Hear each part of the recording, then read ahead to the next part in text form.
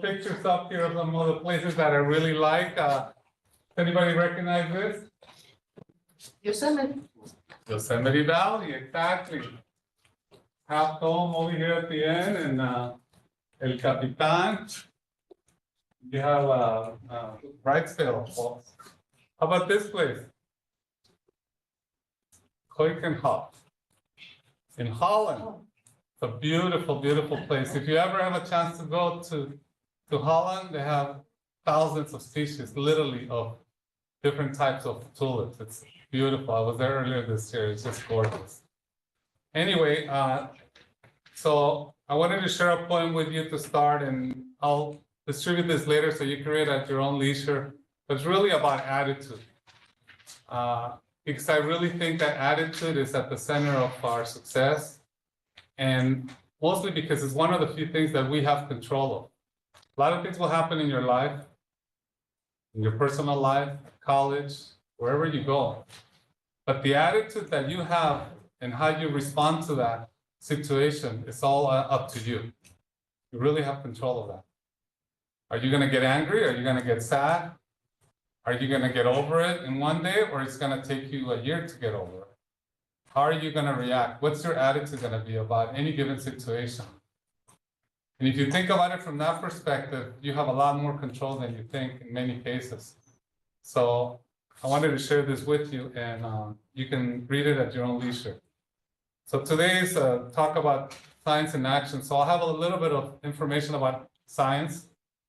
My name is Gerardo Ramirez. I'm the new Vice President of Administrative Services here at College of San Mateo.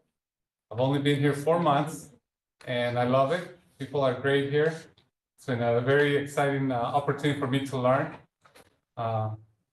It came for me to help address a lot of issues, but I'm really here also to learn because I come from a very different system. So I'll talk a little bit about that as I go along.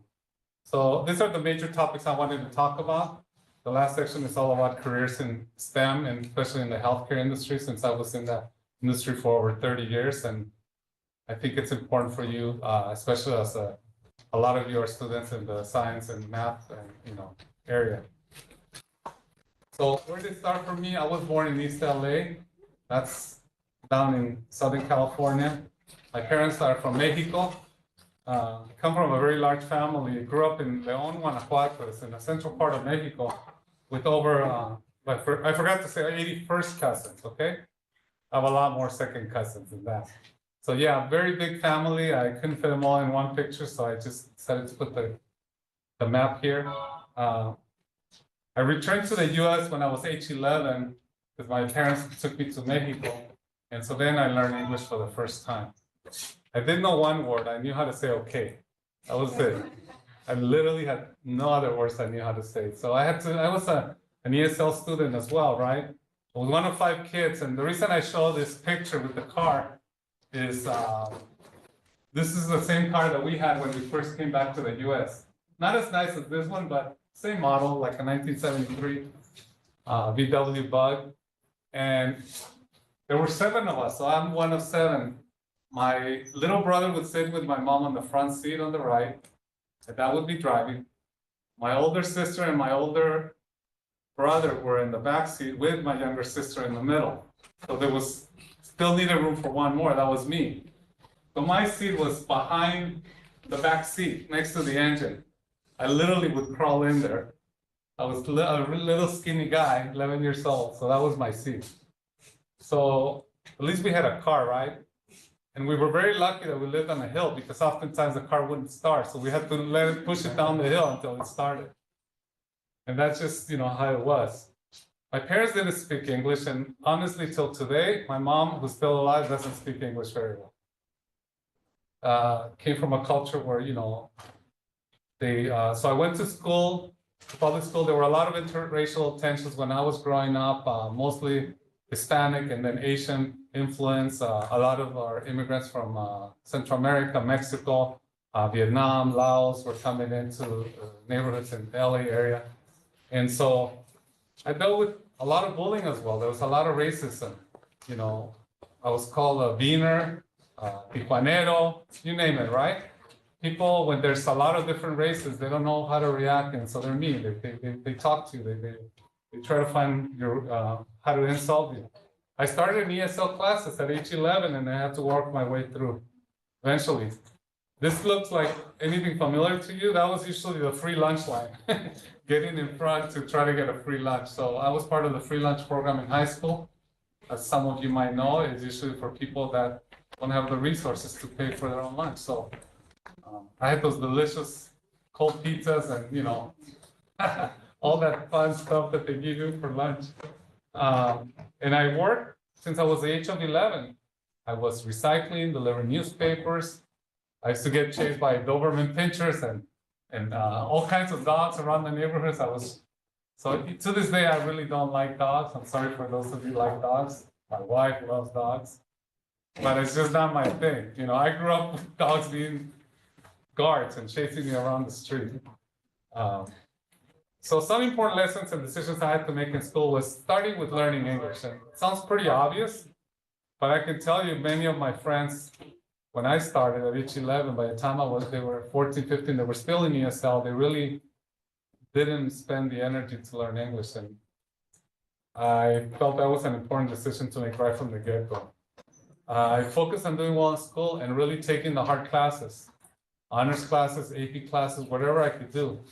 But I still remember one of my counselors, it wasn't my counselor, it was my brother. I asked, what should I take? In my freshman class, he tells me, oh, don't take the hard class, take the easy class. So I took the easy class. I had to pay for it.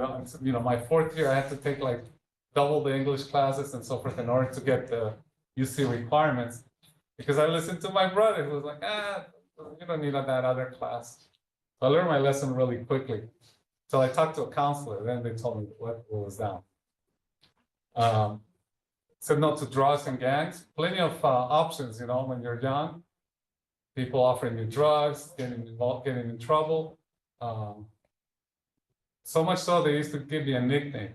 My nickname was El Padrecito, which means the priest, because I wouldn't get involved with trouble, right? But many of them did. I got involved with sports instead in clubs. I got to travel around the world. I went to Norway in high school, became president of a club, and it was really exciting, you know, to do other things and support the school. So I always had an interest for science and math, and I always found ways to learn. In those days, we didn't have the internet.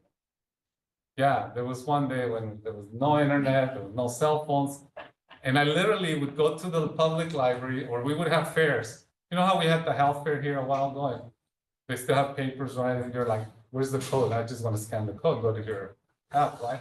Everything was papers. So I pick up these little pamphlets and read them. And the one that fascinated me from an early age was Thomas Edison. I picked up this little pamphlet and I saw a bunch of things that he did. So I started trying to do the experiments at home myself and playing around and stuff. And I was blowing some stuff up electrically, you know, and was telling Joseph earlier, I wanted to be an electrical engineer until I figured out I was colorblind. So I was crossing the red and green wires, so it wasn't working out for me. Couldn't see polarity. No, it didn't work very well.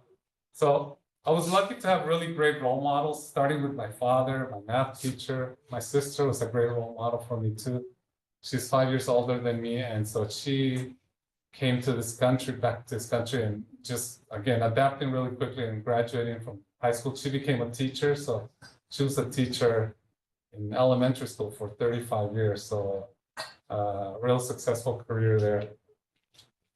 So ultimately, I got to college and I had to find my passion. You know, what do I like to do? And so, as a first-generation college graduate, you know, I didn't have too much advice from my parents. My parents just said, "Mijo, ve estudia, mejórate." You know, like my son, you know, go study, whatever. They didn't really know what to tell me. They just knew it was good to go to school and get a good education. So I had to rely on other people to get advice. So I ended up graduating with a Bachelor of Science in Industrial Engineering from Cal Poly Pomona. And I'll tell you a little bit more about my journey later on. But I landed my dream job right out of college. So this was all happy news. I married and met met and married the love of my life, who still my wife today, 37 years later. Yeah, I've been married for a long time. I know I look younger, but you know, Is she on Zoom? no. And then eventually I got my master's in business administration from Western Governors University. While everybody was home with COVID, I decided that it was time to go back to school, and I got my MBA. So I was working in healthcare and academia in the last few years, but for over 30 years, so a lot of different experiences. And now, of course, I'm the Vice President of Administrative Services. So this is the happy story, right? This is like, oh, this is great. You got everything right. I'm gonna tell you the flip side of that and how not always everything goes right. So I had to adapt to change. So I'm gonna give you a little story about change. So have anybody of you heard of this bridge called Puente Sol Nacimiento? Nobody heard of it? Or the Bridge of the Rising Sun. So this is also known as the new Choluteca Bridge, because there was a Choluteca Bridge that was built, you know, like 60 years before that. This was built in 1996 to 1998, and it stretched for 484 meters across this river in Honduras. This is in Central America. So the region in Honduras is really known for hurricanes and really horrible rains. So this bridge was really important to connect the country across this river, which is pretty strong. So in 1998, many rivers across the whole region got destroyed, including the original Choluteca Bridge, which was, you know, a few miles away from there. The Hurricane Mitch destroyed a lot. Good news that the bridge survived. However, there was a little problem. So this is the bridge. You can see in this picture, there's a lot of wind and water.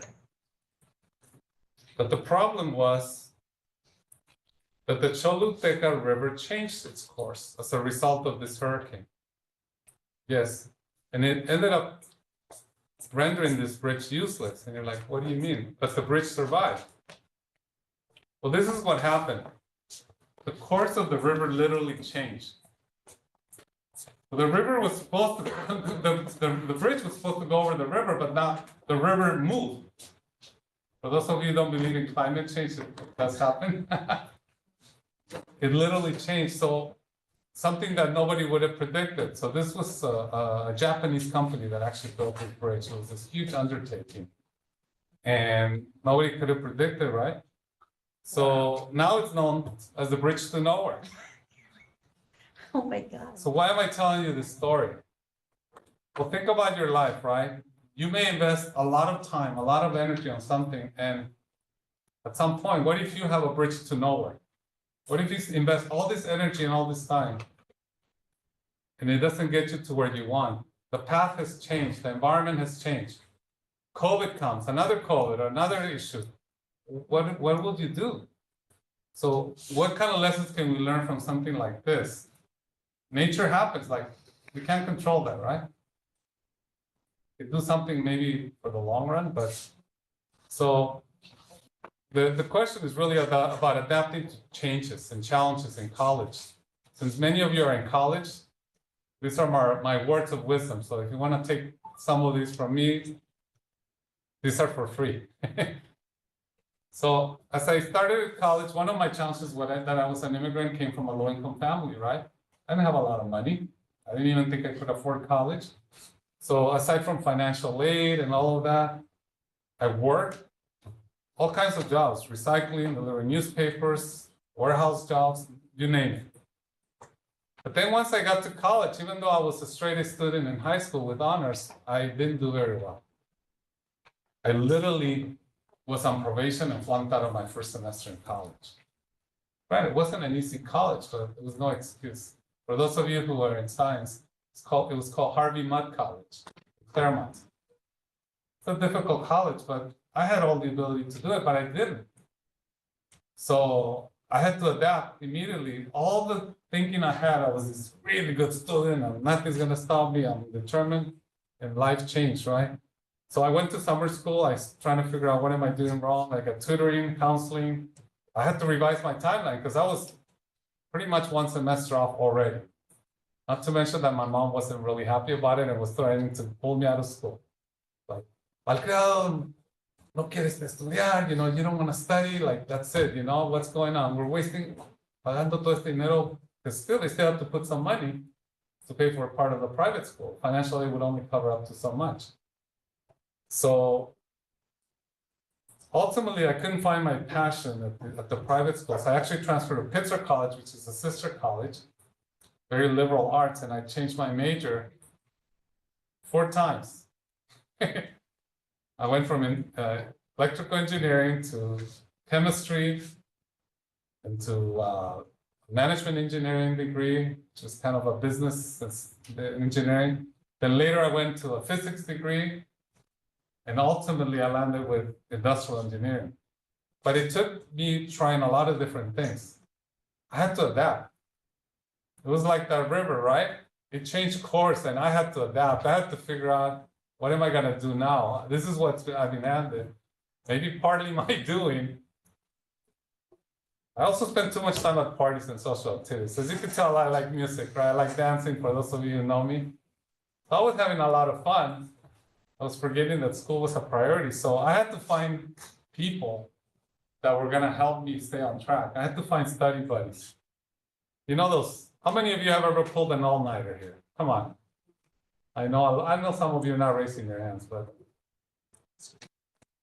many of you have stayed late to finish those deadlines, right? To meet. So if you do it alone, it's really hard. But if you have 1 or 2 buddies, it's a lot easier. When you get to like 1 in the morning, you're like a little sleepy, they wake you up, you go get coffee together, you go to In-N-Out Burger, that was in Southern California, right? Or whatever it is. And you just kind of keep each other going and you practice stuff, you test each other. So you have to find ways. You have to respond and adapt.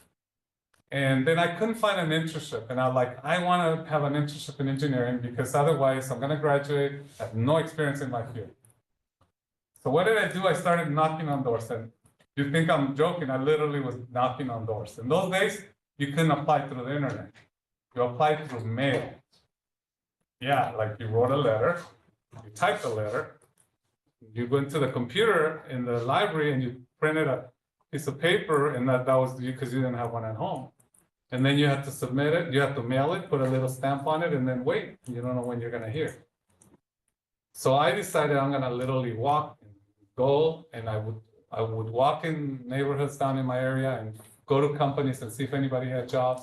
Anything that sounded like engineering to me or drafting or anything similar to that. So finally one day I'm in the library and I find this little pamphlet, again, with little pieces of paper that now hardly exist. But I see this internship that's all over the world. I'm like, I'm gonna apply to that. So I ended up getting an internship in Mexico. And it kind of opened all the doors for me. I actually ended up working for Televisa in Chapultepec, which is in the city of Mexico. It's like the largest TV broadcasting station in Latin America, and certainly in Mexico. It's like saying you work for ABC or NBC, something like that. They own Univision.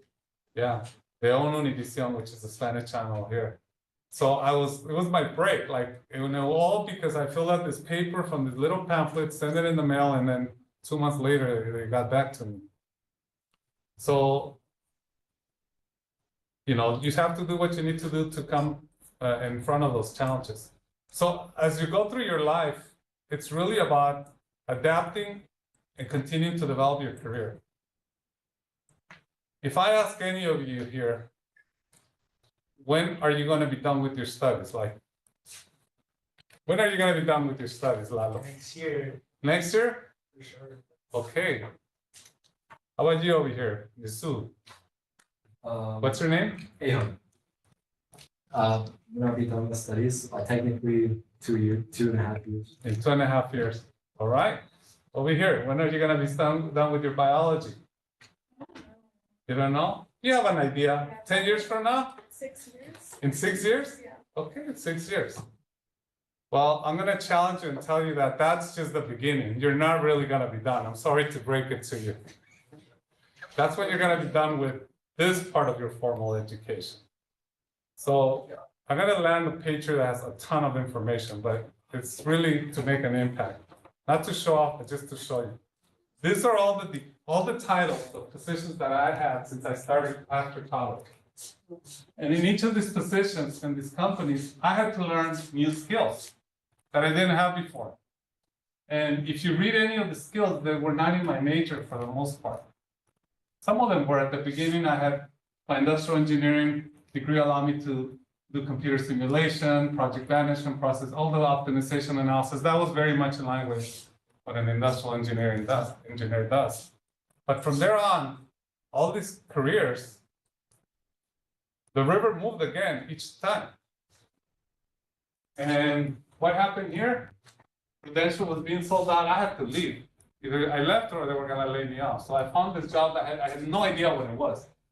Back in 2000, I had no idea what e-business was. Now everybody knows. I had to learn about the internet, right? I didn't know anything about it at that time. Not too many other people. Eventually, look at my last job, right? I was in healthcare.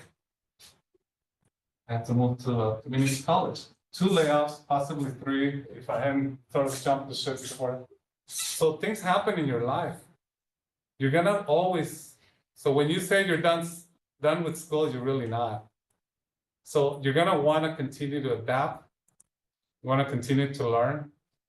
And if you come with that perspective, then you know that you're going to succeed in the long run. How many of you have ever seen a typewriter? How many of you have ever used a typewriter? Okay, we got only the people that are my age raising their hands. So That's a young person over there. I don't know. oh, you use a typewriter, cool. Was it an electric or a manual typewriter? It was a manual, so my mom does like janitorial services at this law firm, and I was able to actually work for a little bit with some of the people there. And so one of the women that work in accounting has a typewriter in her office apart from like her keyboard because everything's very retro. So she let me use it. Nice. So is that what you used to do your school reports now? It No, was, right? like to practice, but it was kind of also really difficult if you had like a spelling mistake. It's very difficult to correct mistakes. Redo Yeah. it.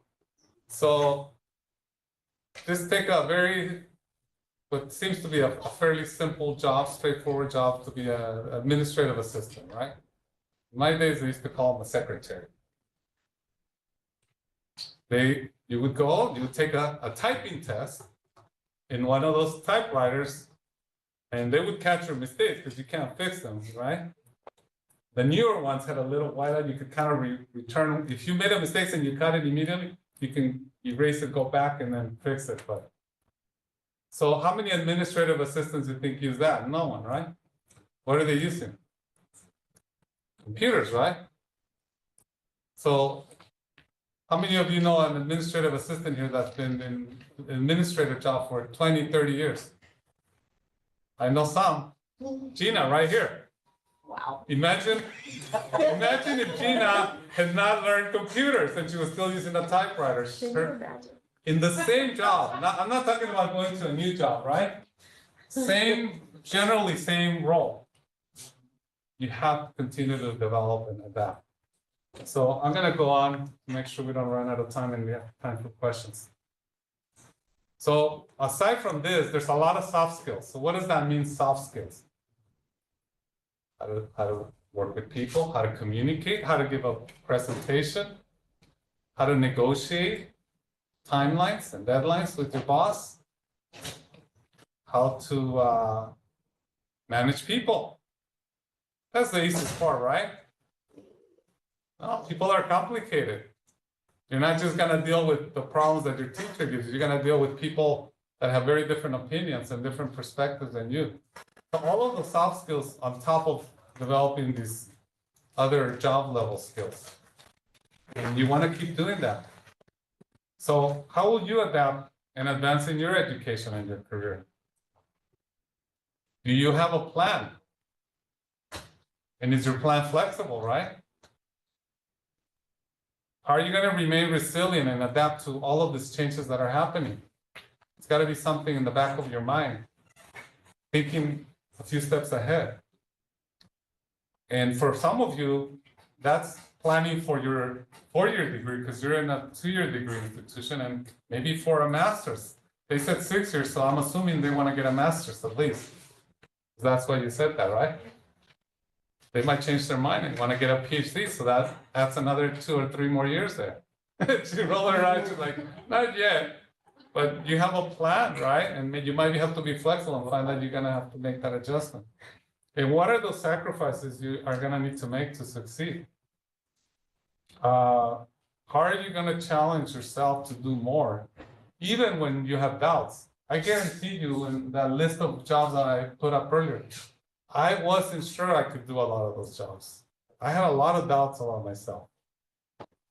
And so I'm sure right now, if I ask you, you have doubts.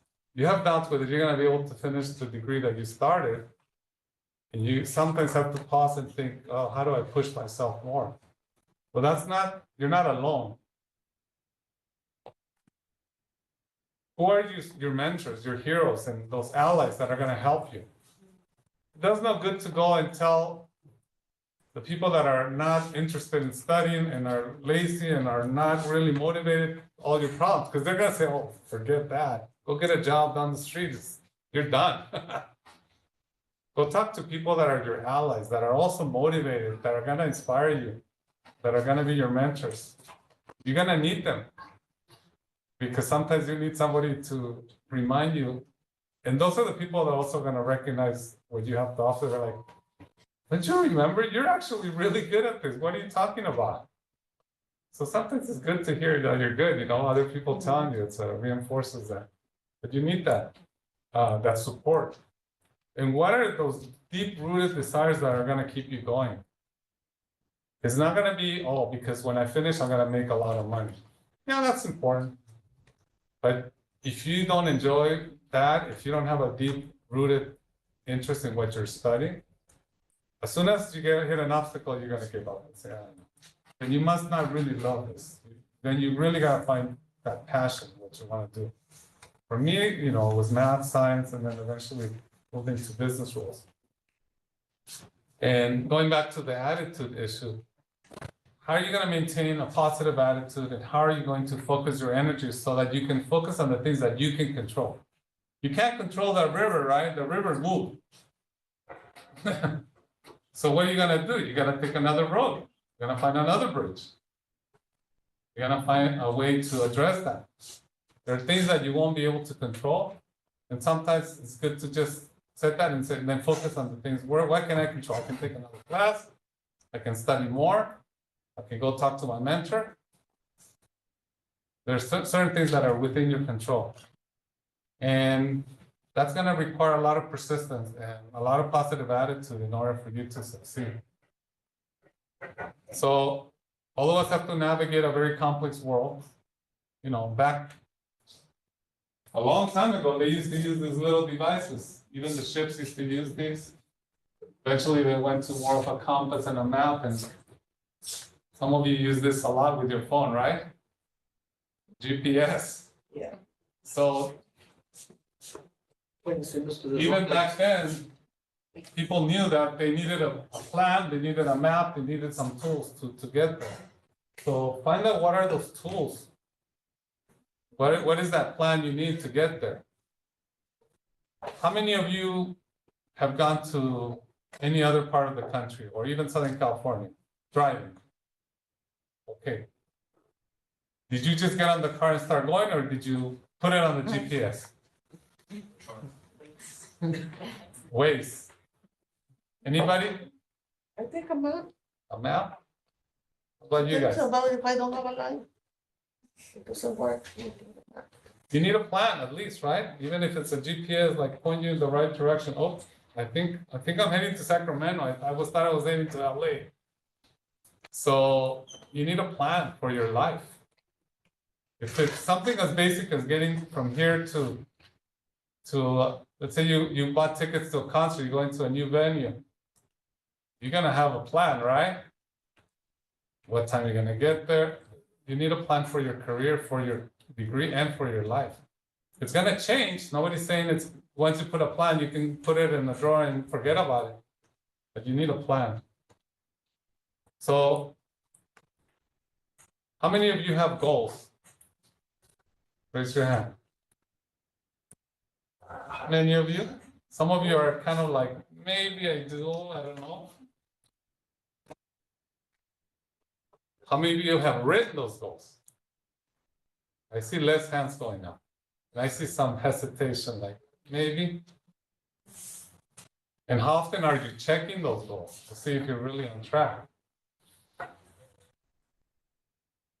plan with goals and writing them, it's been proven that if you write your goals, the percent probability that you're gonna achieve them is so much higher.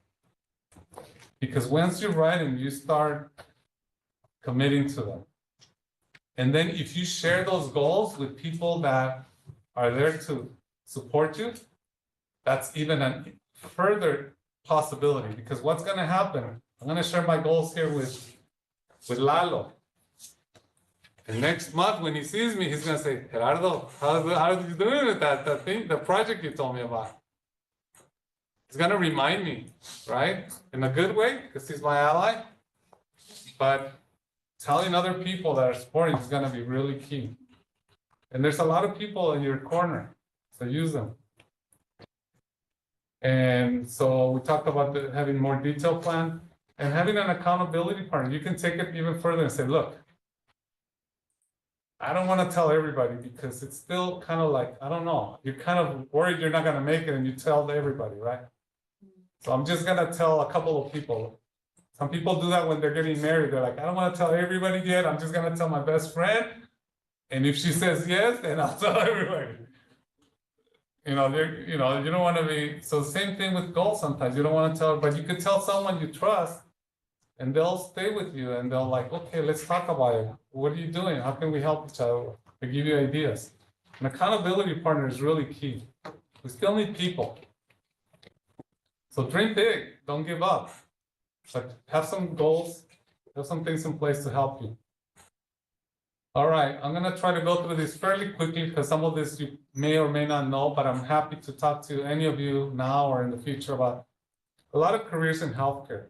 So it's sort of three major categories: patient care, which a lot of you are familiar with in hospitals, clinics, operating rooms, all kinds of medical facilities, right? People like doctors, nurses, dentists, pharmacists, you name it, that are taking care of patients directly.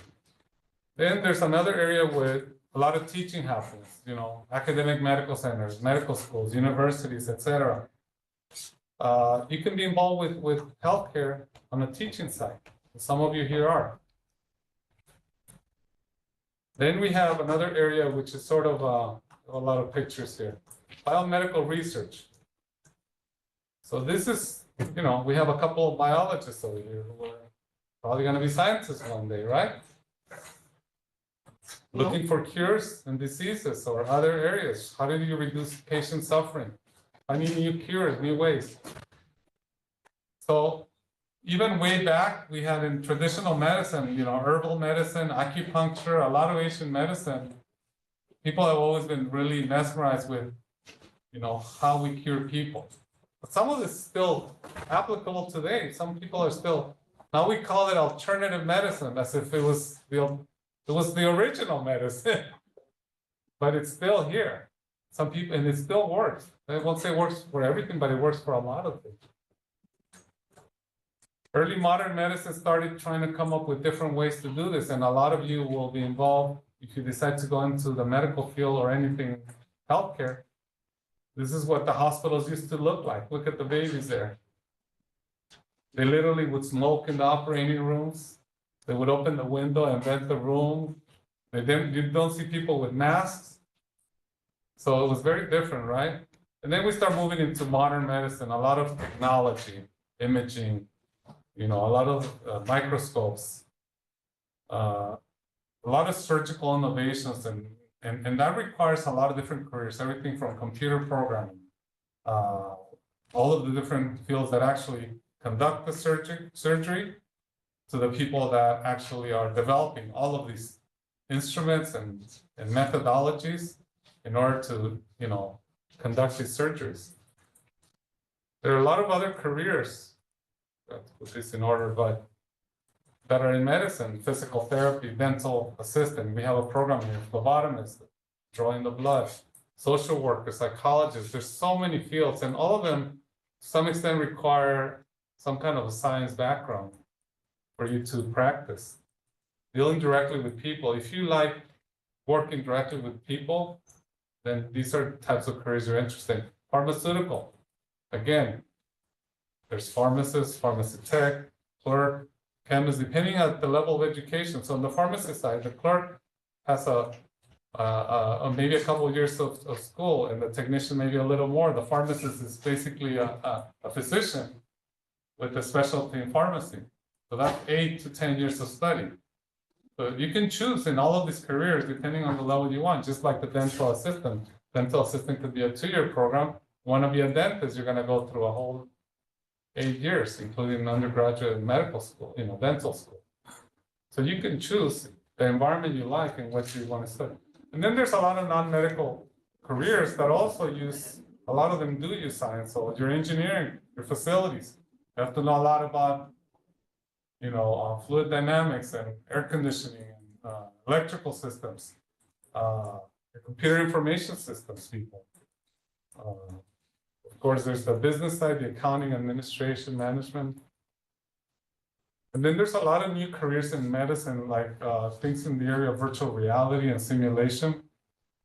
I was lucky to work at the last place I was at, Cedars-Sinai. We had a really amazing simulation center where we were able to simulate, we were able to develop, for example, an organ like a heart or a liver with replicated with the tumors or other issues they had, put it into a mannequin, and then go through the process as if this was the patient and conduct a surgery. And the surgeons would be able to use all the techniques to determine at what point they had to make certain decisions. So when they got to the real thing, they were ready. Biosensors is another area. How many of you have heard of biosensors? Maybe one person, two here. So biosensor is a small device that's implanted into your body.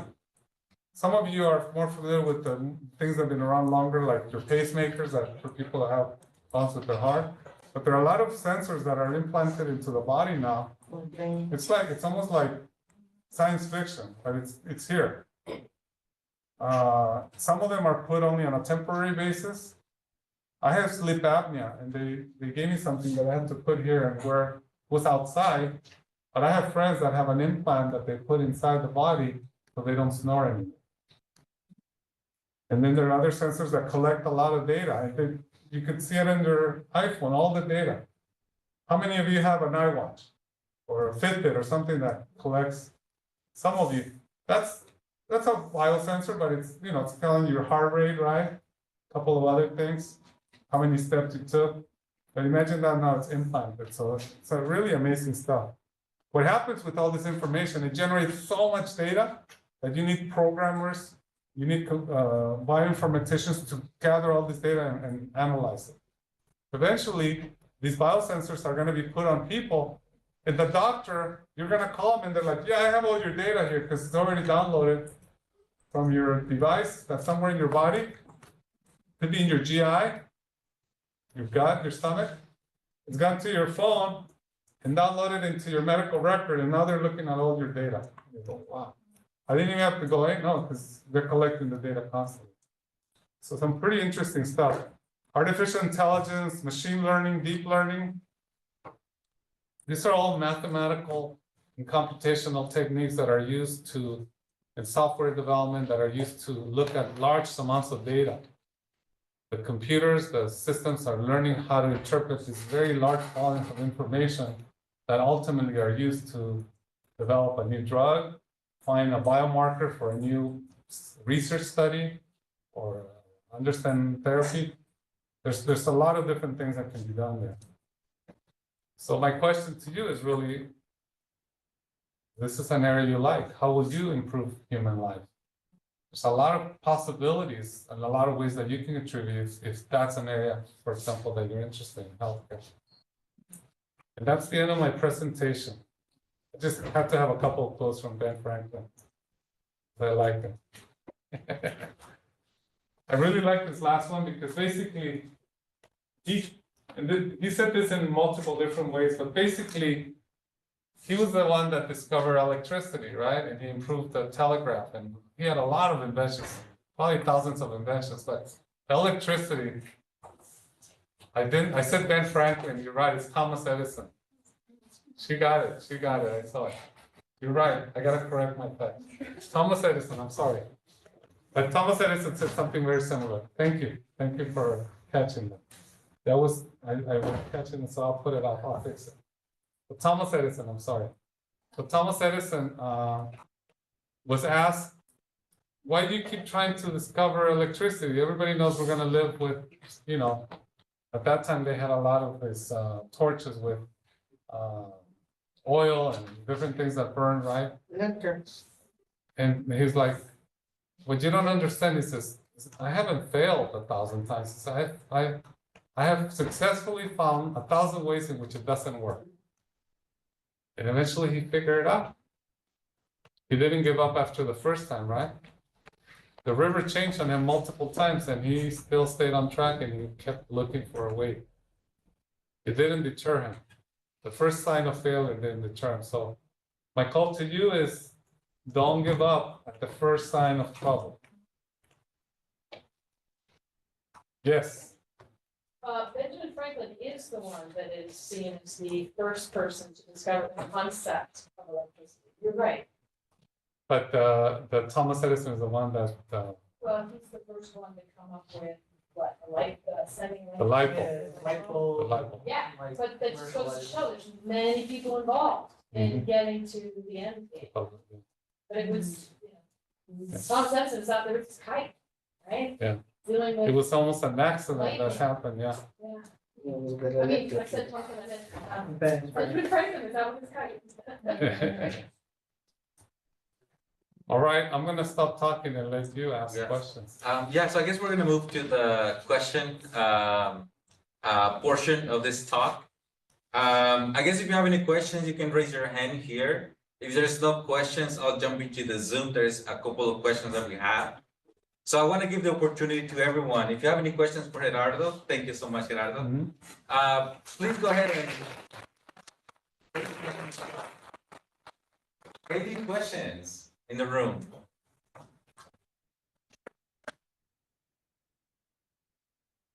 Well, I can read the first question from Zoom. Sure. I guess I'll address first the people that raised their hand on Zoom. Let me see. Olivia, did you have a question? I see your hand raised up. Yes, I have a question. Thank you. And sorry I couldn't be there in person, but Gerardo, and I joined a little bit late, so you might have already covered some of this. I actually have two questions.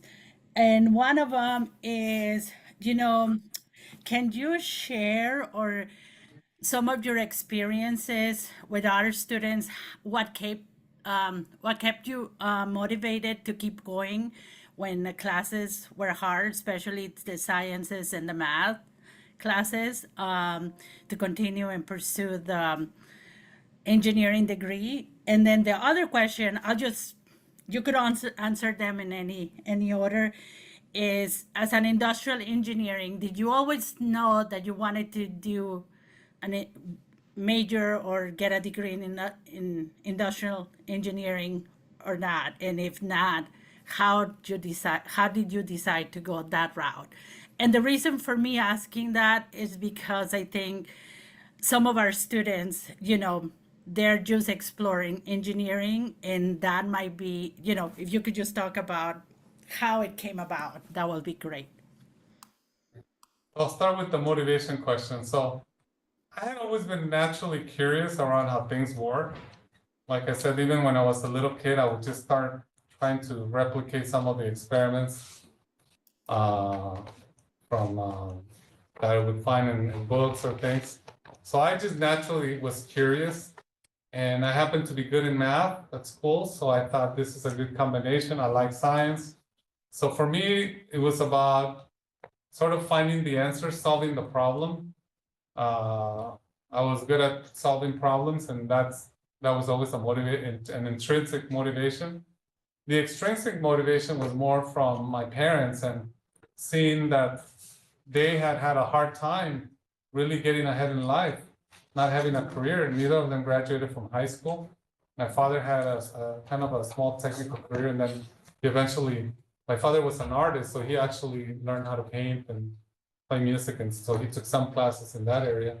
But really, always had to work really long hours and had difficult times because they didn't have really a career.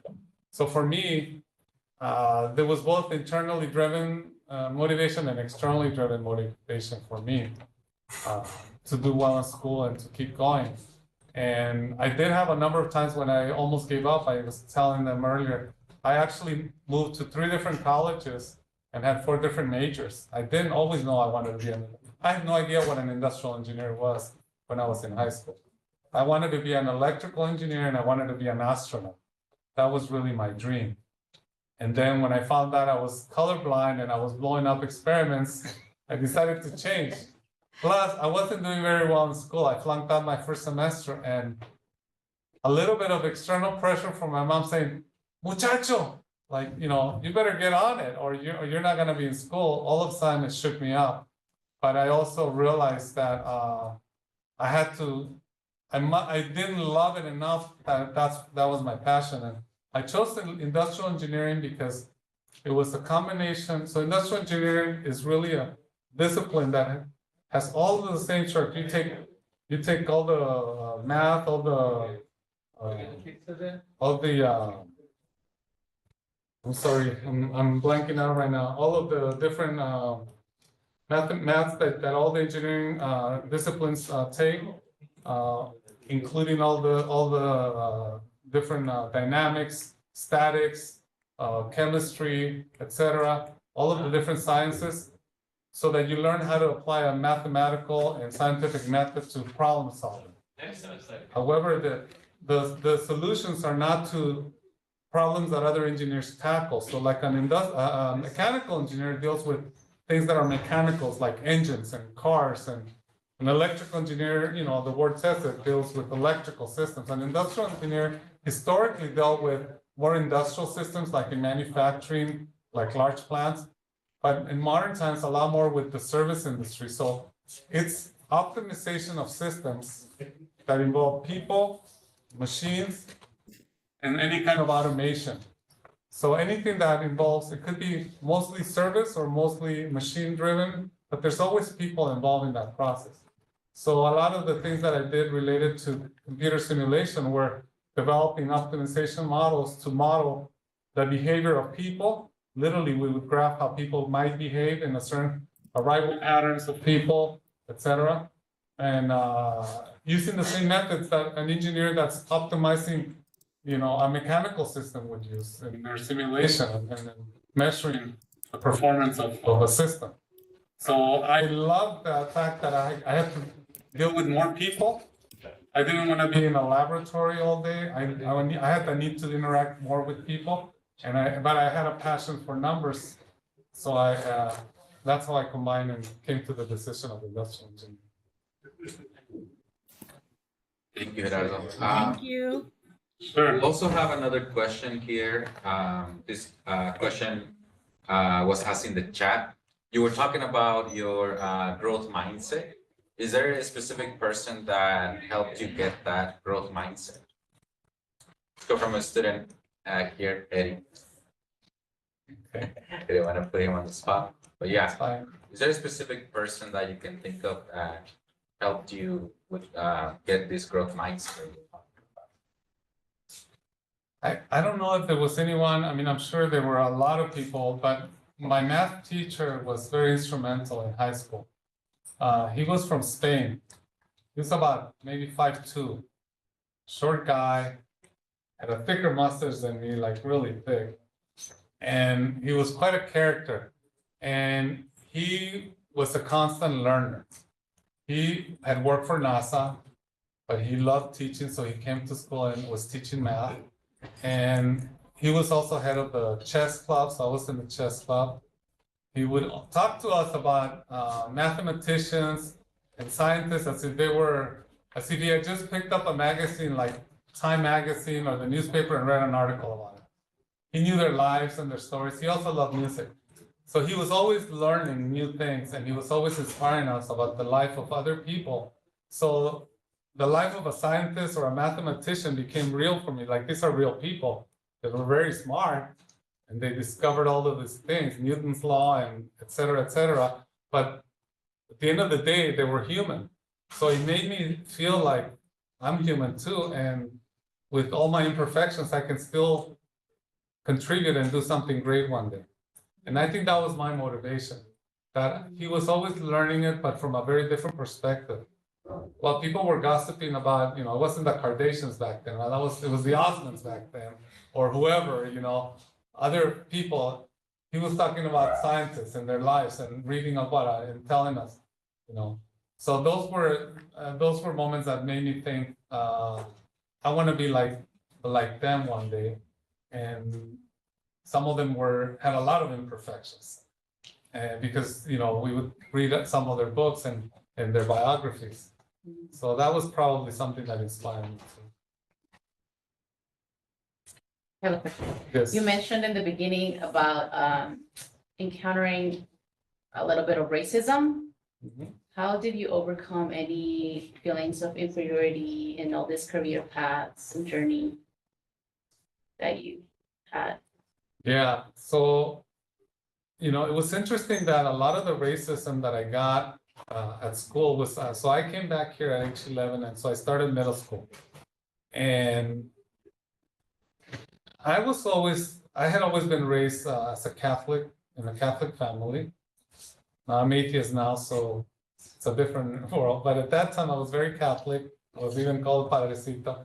And I never thought that people would be so mean, because I had gone to a Catholic school, and you didn't go out of line there, because the moment you went out of line, the nuns would tell you and remind you. So I came from a very different system. So for me, it was a very drastic change to go to a public school, from elementary to middle school. I don't know how I overcame it, but I definitely felt it. Interesting enough, a lot of the people that were trying to bully me were people that also were immigrants themselves, that had just arrived a few years before me. They were like trying to put you in your place as the person who just arrived, and you were at the bottom of the totem pole. Like, you better earn your place to get to the next one. And it literally took me physically fighting with someone, to prove that I wasn't going to be at the bottom of the rank, that they were not going to push me. They would make fun about the way I spoke, and I still have a little bit of an accent, if you haven't noticed. But they would make a lot of fun of how I spoke. And even a teacher one day, I'm giving a presentation, and it was about Hawaii Five-0, because it was about current events. And that's an old TV show. For those of you, there's a new version, but that's what it's called, Hawaii Five-0. So I'm reading it, and I said, Hawaii 5-0. And they all break out into laughter, like what's wrong, right? Like, well, it's not Hawaii. No, nobody says 0. They say, oh. And so there were a lot of little things like that. I didn't let that deter me, because I was confident of who I was. I did have a lot of friends that it affected a lot more. So maybe I'm not the right person to, use as an example. And I will say, I am lighter skinned than many Mexicans. I have a lot of family that I have cousins that are really dark and shorter and more, look more like a native Mexican. And so I was able to do more white passing and not get away with people not noticing that. I mean, but when I got there, I was clearly Mexican, because the way I dressed, I went to my first day of school here in the US wearing leather shoes with, like leather shoes, like dress shoes, like the ones that men wear. because that's what I used to wear in my school over there. I was wearing checker pants and a striped shirt. I like stood out like a sore thumb. So I was ready to be picked on. I was like the nerd kid, ready, and I didn't wear glasses, but I was like the kid that they were ready to pick on. And maybe I was a little clueless because I didn't care, but part of it was focusing on the people, the good things, and ignoring the people that I didn't really care for. There's a saying, there's a lady that sings a song that says, the people that care, the people that matter don't care, and the people that care don't matter. So the people that care about every little thing and they're criticizing you and they don't matter. Let them have their opinions, let them say what they want to say. But the people that matter, they don't care about that little stuff. They care about who you are. And that's always been my philosophy in general. I've always been sort of the glass half full rather than glass half empty. I had another slide that I didn't show there, but thinking all of the events that happened in my life and where did I focus my energy? In the last 2 years, I got laid off of work. I had 3 very close friends that died of cancer. I could have focused all my energy on suffering and pain and mourning, but I decided to instead use that energy to focus on finishing my MBA, on doing something productive with my life. So you make choices. It's really about your attitude in the end. Yeah, I just want to say that the sentiment in the chat is, well, first of all, is thank you for a very inspiring story. There's a couple of comments saying that, hey, thank you so much for sharing. There is a lot of questions on the chat. I also want to make sure I want to be respectful for everyone's time. It is 6 p.m. And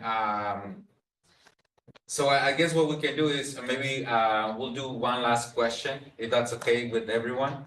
And any other questions that we have, maybe you can stay afterwards, or you can feel free to remain on Zoom, and maybe we can address them like that. Sounds good. So one last question, I guess. Thank you, everybody. Maybe Tell them we what's don't have time, they can send the questions. Yeah, to- or yeah, so we'll yeah. Sure. So we'll It's a lot to for connect. anyone that has any additional questions, feel free to ask Gerardo. Thank you so much, everyone, for coming.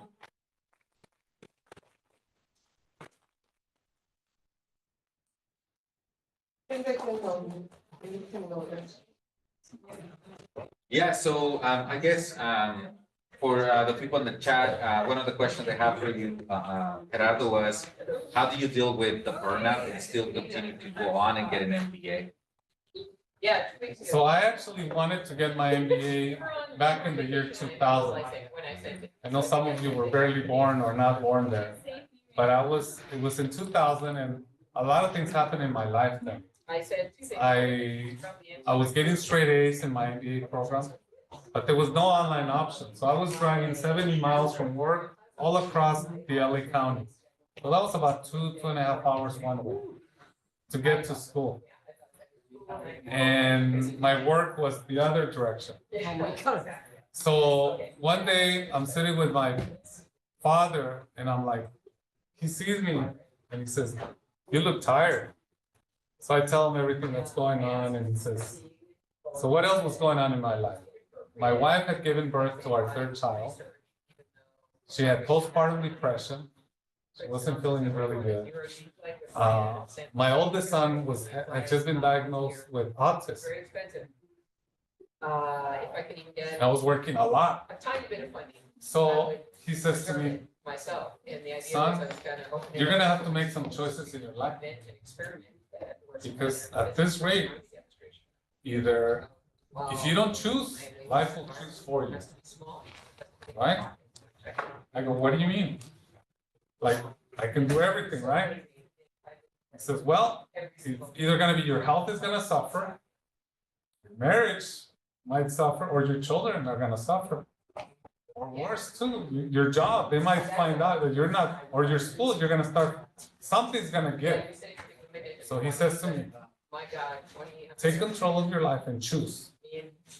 Cut something from your, I mean, you have too many things. So I had to stop my master's program at that time. I was going to the Claremont graduate program in the Drucker School of Business. So I stopped. This was in the year 2000. I ended up moving to another job, and every few years I would look at programs and say, I want to go back and get my master's. But it just, every time something else would happen, you know, my kids grew out older, and as they were getting older, I was their coach, I was the scoutmaster, I was with the Girl Scouts. I was, you know, it was like a million things, taking them to this, taking them to gymnastics, going to their school place. But my family life and my work absorbed all my time. So I had no time for school. So when they eventually became adults, I took a look at it one more time and I said, I gotta do this. This is what I want. And so finally, something that I had put out for many years for life reasons, right? I was able to start again, and I was lucky enough that I was able to do it online through a program that was very good, that had been recommended to me, and that gave me the motivation. Because, and I will tell you, there was one more thing, and one of the faculty here earlier mentioned. I have a niece named Michelle Barbosa, who actually is a geologist, and she got her master's, and she motivated. She's one of my nieces. She motivated me. I said, if she can do it, I got to do it. So I went back to school and I got it. I finished in 2.5 years while working full time and doing it online. And you know, I proved to myself, but I also achieved something that I really wanted to do for a long time. So anyway, that's a long answer. No, thank you, Gerardo. Well, I want to open the discussion for everyone. There is food. Feel free to grab some. Thank you so much, Gerardo. You can give it an applause. A lot of food. Come on, don't leave without taking the food. Yeah, so if you have any questions, feel free to come up. I'm gonna put some music back on. All right.